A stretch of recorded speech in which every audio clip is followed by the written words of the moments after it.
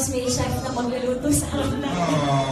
Sabi niya, ano yung Japanese, no? Tapos pinilit ko siya suotin yung blindfold hanggang sa, ayan, pumayag na po siya. So, congrats guys! Nagulat siya! Yay! Thank you to Roxy. Thank you, Kat. Thank you, Hello. Ayan. Ayan, thank you, Kat. Talagang na-surprise si DJ. Usually, hindi na-surprise si DJ. Pero ngayon, surprise talaga. Kasi dami na magandang nangyari sa career niya at buhay niya. Talaga namang isang napaka. DJ, andito ang buong kapamilya.